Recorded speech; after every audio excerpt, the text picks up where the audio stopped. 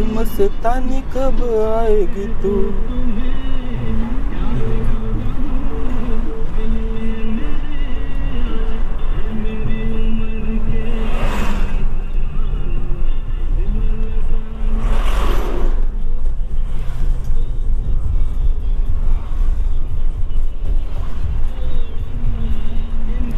आता आपण धामणी या गावात आलोय।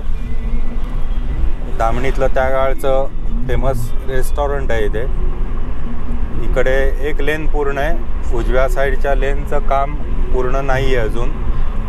इथे CNG पंप आहे, तर आपल्याला पाहिजे असेल तर इथे CNG भरून घेऊ शकता।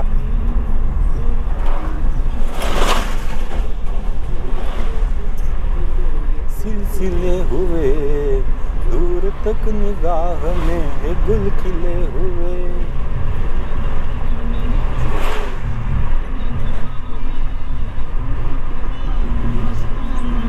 चार मेरा दीवाना भूल कोई हमसे नहीं तोड़ोगे तुम मेरा साथ तुम हो। मध्ये यूट्यूबवरती अशीच गाणी ऐकत होतो, त्याच्यात असे एक क्लू मिळाला। एक एक ओळ गाण्याची, पूर्ण गाणी नाहीत। त्यातली अशी काही सिलेक्टेड चॅनलवरनं गाणी डाउनलोड करून घेतली। फक्त ती MP4 मध्ये असतात, ती तुम्हाला MP3 मध्ये कन्वर्ट करून घ्यावी लागतात। ती MP3 ला कन्वर्ट केली आणि आता आपण ती गाणी ऐकतोय। लता मंगेशकर, किशोर कुमार, मोहम्मद रफी, त्याच्यानंतर मिक्स आहेत 70-80 सालातली, 80-90 सालातली। मिक्स टाईपची अशी एक एक ओळीची गाणी आहेत। हे जसं पूर्वी आपण भेंड्या खेळायचो त्या टाईपची सगळी गाणी आहेत। पण अशी गाणं सुद्धा किंवा अशा प्रकारे एक एक ओळ ऐकायला पण मजा असते। पूर्ण गाणं ऐकण्यापेक्षा असं सुद्धा बरं वाटतं काही वेळेला। त्यामुळे ती मी डाउनलोड करून आता ऐकतोय गाणी। सध्या किशोर कुमार यांची गाणी चालू आहेत। MP3 ला कन्वर्ट करताना फक्त एवढंच सांगेन की बिटरेट 320चा ठेवा, त्याच्या खाली शक्यतो येऊ नका। कारण 320च्या खाली जर तुम्ही बिटरेट ठेवलात तर तेवढी ऑडिओ क्वालिटी राहत नाही। त्यामुळे 320 मिनिमम ठेवा।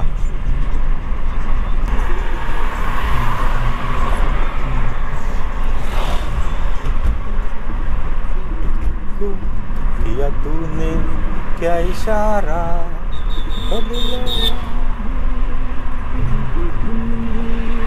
धड़कते दिल के तराने लिए। आपण इथे आरवली गावात आलोय। ओव्हरब्रिजचं एका साईडचं काम पूर्ण झालंय, त्याच्यामुळे आपलं सगळं ट्रॅफिक आता येणारं आणि जाणारं त्या ओव्हरब्रिजवरून चालू आहे। दुसऱ्या लेनचं काम सुरू आहे, अजून पूर्ण नाही झालेलं। समोरून ॲम्ब्युलन्स येते।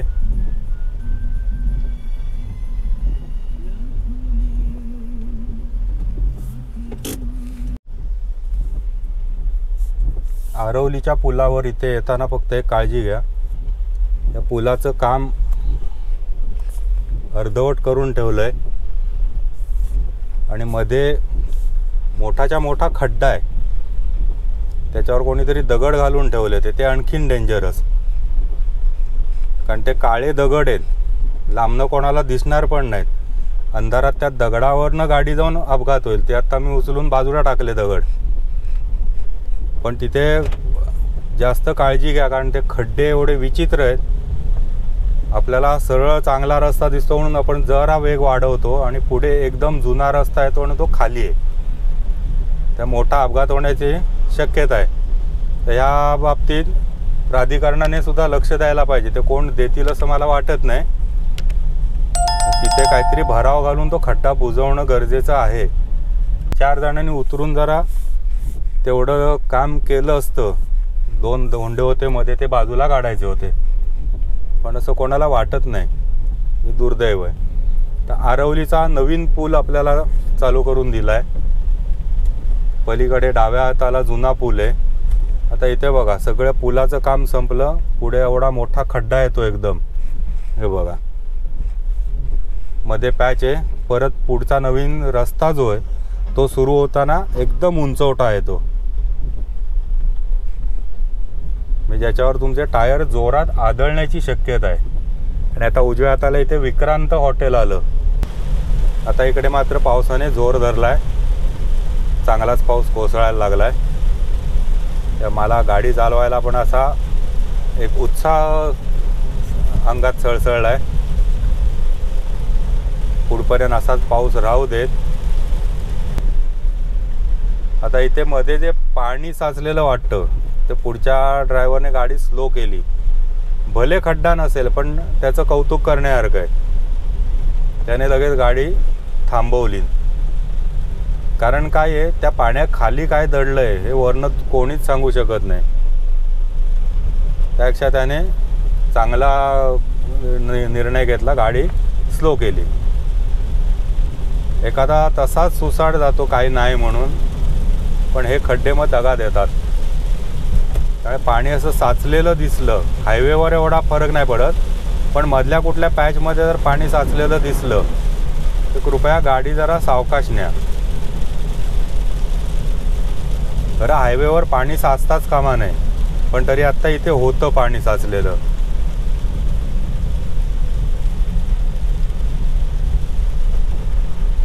ते आता काय कसं बाण घालून ठेवले.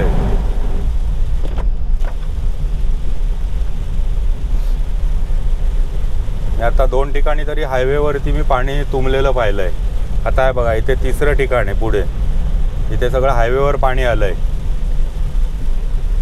हे बघा तिथे खड्डा असण्याची शक्यता नाहीये, पण पाण्याचा तिथे जर उंचवटा आणि खोलगट भाग असा जर झालेला असेल थोडासा तरी तिथे काळजी घ्या. कारण काही वेळेला असं होतं की या पाण्याबरोबर काचेचे तुकडे किंवा दगड किंवा खिळे हे सुद्धा वाहत आलेलं असतं आणि ते अपघातास कारणीभूत ठरू शकतं. त्या असा पाण्याचा मोठा ओळ वगैरे वाहताना तुम्हाला दिसला हायवेवर तर गाडी शिस्तीत चालवा. तिथे आहे त्या स्पीडमध्ये गाडी नेण्याचा प्रयत्न करू नका. खरं म्हणाल तर मला आता असं टेम्पटेशन होतं की खाली उतरायचं आणि भिजायचं,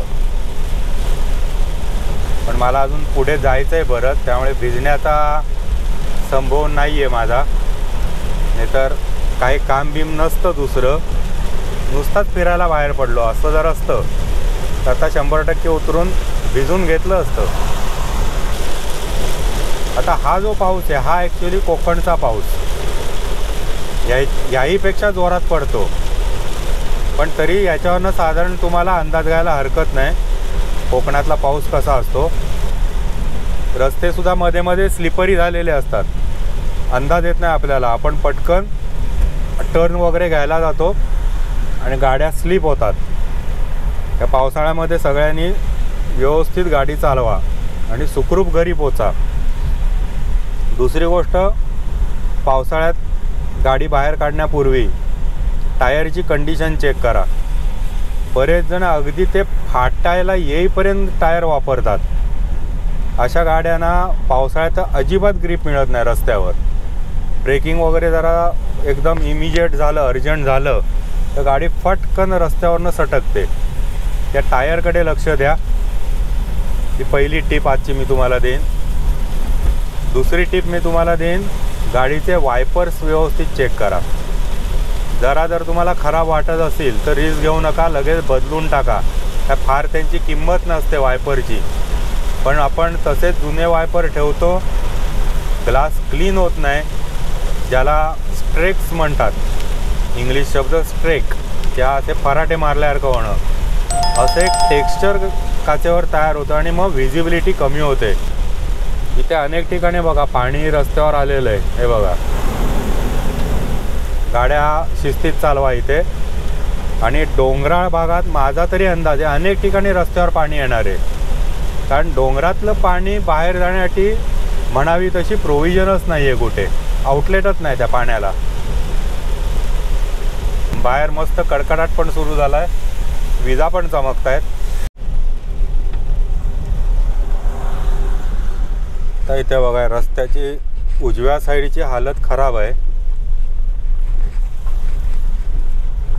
डाव्या साईडला पण थोडासा पॅच तसाच मध्ये ठेवून दिला, त्याच्यामुळे ती अवस्था खराब आहे रस्त्याची. बाकी इथलं ओव्हरब्रिजचं काम झालं आहे.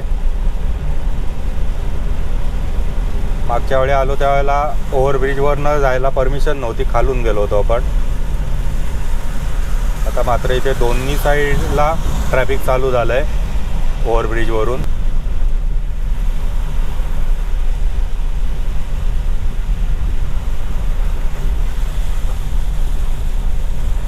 आता आपण सावर्डे या गावात आलो आहे. इथे समोर बोर्ड बघू शकता तुम्ही. चिपळूण 16 किलोमीटर, खेड 48 आणि पनवेल 244.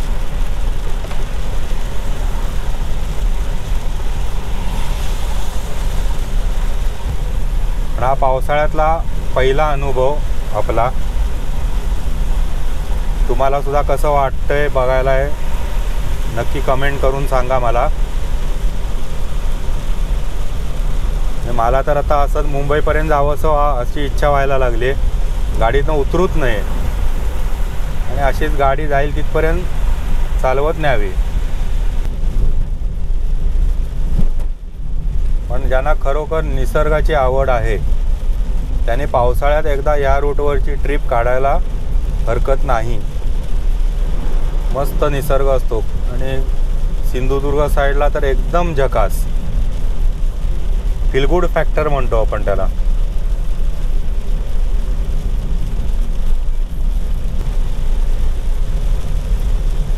मधल्या पॅचमध्ये मी बघितलं की चिखल पण रस्त्यावर यायला लागला आहे. म्हणजे साईडला कुठे कुठे जे मातीचे ढिगारे होते त्याचा आता चिखल व्हायला लागला आणि त्या सगळा चिखल रस्त्यावर येतोय. असं दिसत असेल तर वेळीच गाडी थांबवा, कारण तो चिखल तर एकदम डेंजरस. गाडी तुमची एकदम सट्टकन बाजूला करतो, फिरवतो. गाडी स्किड होते, फिरते गाडी.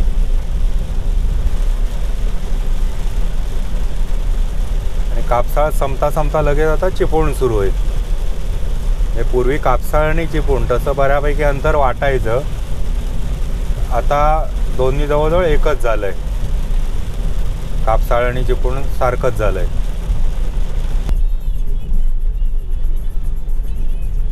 आता इथून खरा भराव होणार असणार आहे या भागातून. आणि पुढे ब्रिजचं काम आहे. फक्त एक त्यातल्या त्यात चांगली स्थिती अशी आहे की जे सर्व्हिस रोड दोन साईडचे आहेत ते मात्र इथे चांगले करून ठेवलेत. छोटे आहेत पण चांगल्या स्थितीत आहेत. जिथे पिलरचं काम चालू आहे तिथे खाली तर सगळं चिखलाचं साम्राज्यच होणार आहे. पण तो चिखल मोठ्या प्रमाणावर झाला आणि जर सगळा रस्त्याकडे सरकला तर त्रासदायक, नाहीतर काय प्रश्न नाही त्याचा.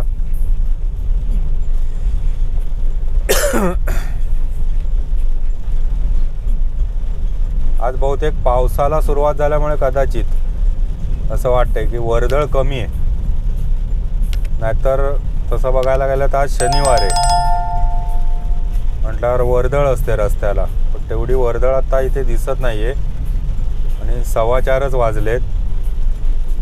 म्हटलं खरं ट्रॅफिक असतं या रोडवर.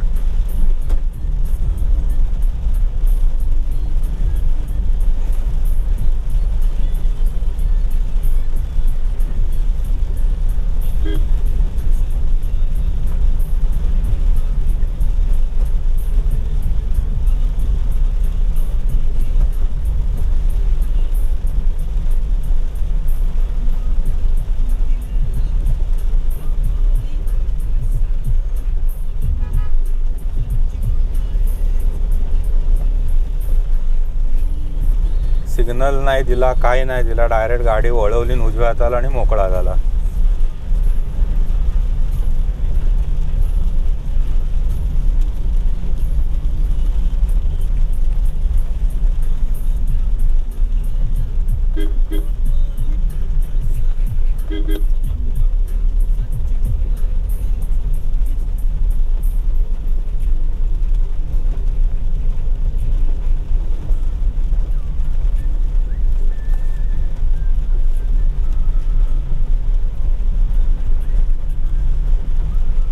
आता बहादूर शेख नाक्याला आपण आलो आहे. इथून उजव्या हाताला खेरडी, कोयना असं करून तुम्ही परत पुण्याला जाऊ शकता. कराड पुणा उंब्रज मार्गे म्हणतो आपण हा रस्ता. डावीकडे गेला होता रस्ता तो चिपळूण शहरात जातो आणि आपण जातोय आता आहे मुंबई साईडला.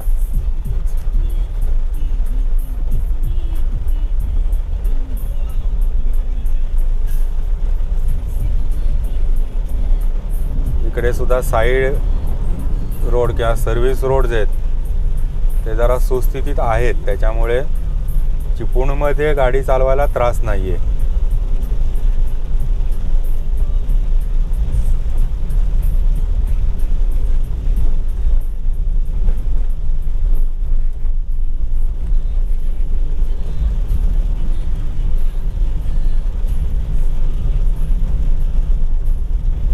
बहादूर शेखच्या दोन्ही पुलाच्या लेन्स ओपन आहेत, दोन्ही बाजू ओपन आहेत, त्यामुळे इथे बिनदिक्कत तुम्ही गाडी चालवू शकताय. फक्त गाडी चालवताना सावकाश चालवा, कारण थोडे उंच सकल भाग आहेत मध्ये. त्या गाडीत बसल्यावर रेल्वेत बसल्याचा फील होतो. खटखट खटखट खटखट आवाज येतो.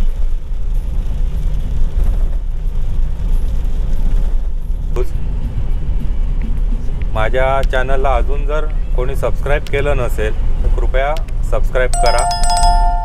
आपल्या सहकार्यामुळेच 1000 सबस्क्रायबर्सचा एक टप्पा पूर्ण झाला आहे, त्याबद्दल सर्वांचे मनपूर्वक आभार. माझे व्हिडिओ जर आपल्याला आवडत असतील तर लाईक करा, शेअर करा, मित्रमंडळींमध्ये बघायला सांगा आणि असाच सपोर्ट भविष्यातही ठेवा. धन्यवाद.